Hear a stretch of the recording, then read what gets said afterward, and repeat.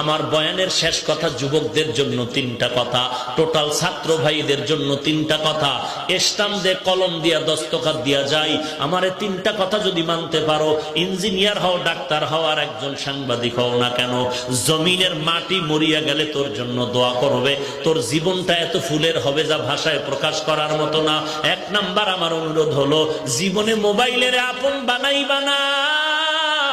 দুই নাম্বারে দুষ্ট বখাটে ছেলেদের বন্ধু বানাইবা না। তিন নাম্বার অনুরোধ হলো, কোন মুরব্বীদের সাথে বেয়াদবি করবা না।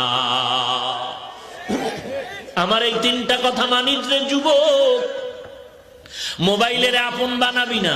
আমি তো বলি, মাদ্রাসায় বলি, এখানেও বলি, যেই সমস্ত ছাত্ররা মোবাইল চালায় ওরা তালিবুল ইলম না, ওরা তালিবুল ইলম না, ওরা তালিবে দুনিয়া, তালেবে দুনিয়া, তালেবে দুনিয়া। ওস্তাদদেরকে বলবো, এদেরকে নাম কেটে বের করে দেন, এদেরকে নাম কেটে বের করে দেন, কারণ এরা মাদ্রাসার বদনাম ছাড়া কিছু করবে না, বরং ওর কারণে আরো 10টা ছাত্রের চরিত্র নষ্ট হতে চলছে। ওরা তালিবুল ইলম না, যারা মোবাইল চালায় ওরা তালিবুল ইলম না, ওদেরকে বের করে দেন। আর আল্লাহর কাছে বলেন, আল্লাহ আপনার পছন্দের তালেবে ইলম পাঠায়া দেন। দেখবেন একটা ছাত্র পড়াবেন, ওই ছাত্রটাই হাফিজি হুজুর হবে। আপনার মাদ্রাসা গোটা বিশ্বে আলোকিত হয়ে যাবে। রশিদ আহমদ গঙ্গোহীর মতো ছাত্র পড়াও, কাসেম নানতবির মতো ছাত্র পড়াও, শামসুল হক ফরিদপুরীর মতো ছাত্র পড়াও, মাহমুদুল হাসান দেওবন্দির মতো ছাত্র বানাও। ওরে বান্দা, দেখবা মাদ্রাসা কিচ্ছু লাগবে না, সাদা লাগবে না, টাকা লাগবে না, ওই ছাত্রের তাহাজ্জুদের কান্নায় খানা চলে আসবে।